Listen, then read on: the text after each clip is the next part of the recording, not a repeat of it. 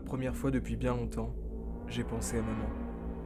Là-bas aussi, autour de cet asile où des vies s'éteignaient, le soir était comme une trêve mélancolique. Si près de la mort, maman devait s'y sentir libérée et prête à tout revivre. Et moi aussi, je me suis senti prêt à tout revivre.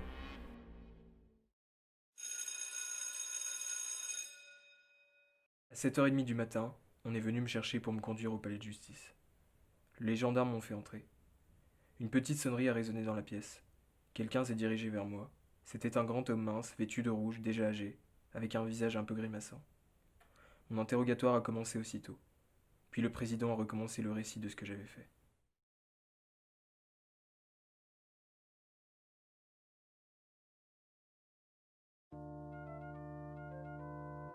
J'ai couru pour ne pas manquer le départ du bus.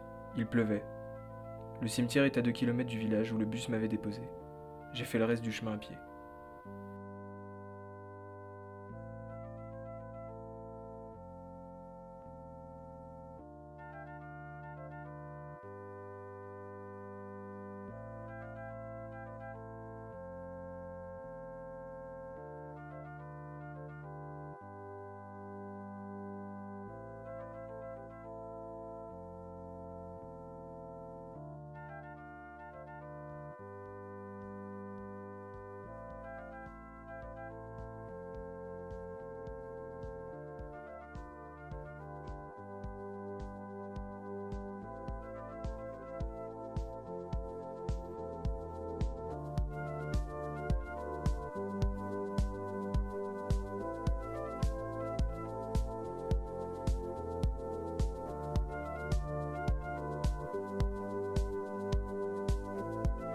Quand elle était à la maison, maman passait son temps à me suivre des yeux en silence. Dans les premiers jours où elle était à l'asile, elle pleurait souvent, mais c'était à cause de l'habitude. Au bout de quelques mois, elle aurait pleuré si on l'avait retirée de l'asile. Toujours à cause de l'habitude. C'est un peu pour cela que dans la dernière année, je n'y suis presque plus allé. Et aussi parce que cela me prenait mon dimanche, sans compter l'effort pour aller à l'autobus, prendre des tickets et faire 2 heures de route.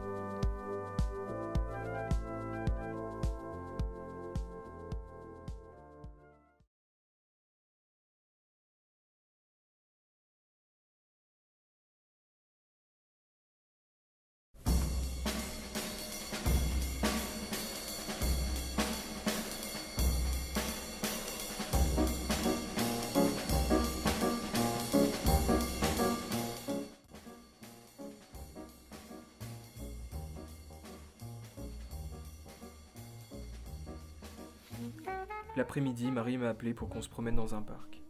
Au cours de la balade, elle m'a demandé si je voulais me marier avec elle. J'ai dit que cela m'était égal et que nous pourrions le faire si elle le voulait.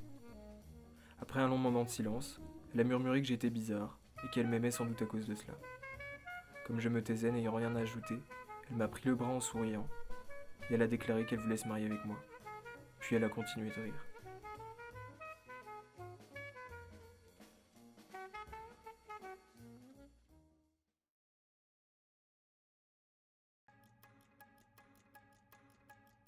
L'après-midi était beau et le pavé était gras. Je marchais sans vraiment savoir où aller. Un homme m'a alors bousculé et ne s'est pas excusé. Il sifflait et avait l'air très content. Cela m'a énervé et j'ai voulu qu'il se taise. L'homme qui venait de me heurter était à quelques mètres de moi. Je me suis dirigé vers le pont et l'homme m'a suivi. J'étais devant lui et sentais sa présence. La brûlure du soleil gagnait mes joues. Je sentais le sang qui me battait aux tempes.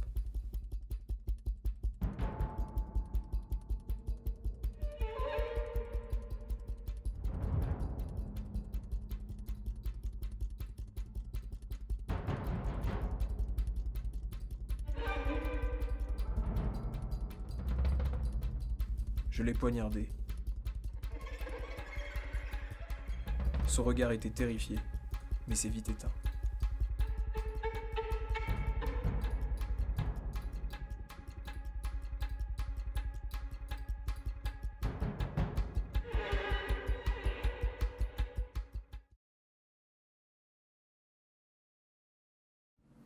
D'après l'article 122.1 du Code pénal, qui déclare que n'est pas pénalement responsable la personne qui était atteinte au moment des faits d'un trouble psychique ou neuropsychique ayant atteint son discernement ou le contrôle de ses actes.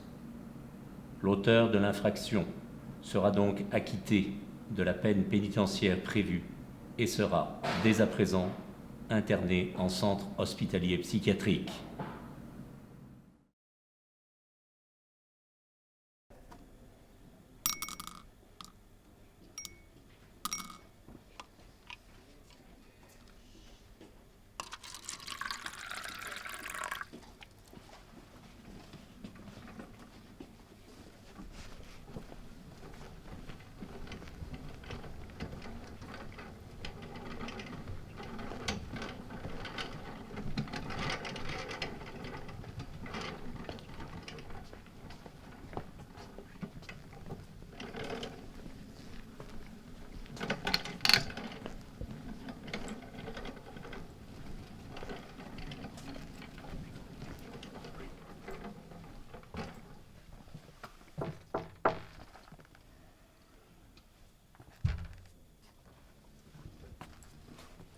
Comme si cette grande colère m'avait purgé du mal, vidé d'espoir, devant cette nuit chargée de signes et d'étoiles, je m'ouvrais pour la première fois à la tendre indifférence du monde.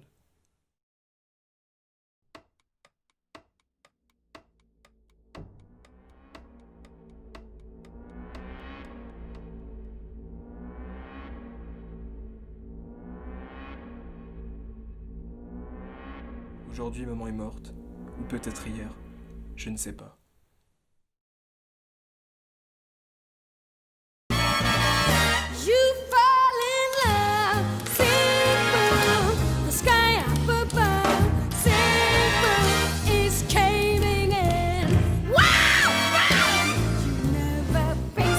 About a guy you wanna love, you wanna cry, you cross your heart and hope to die till it's over, and then shh, it's nice and quiet, shh, but soon again, starts another big riot.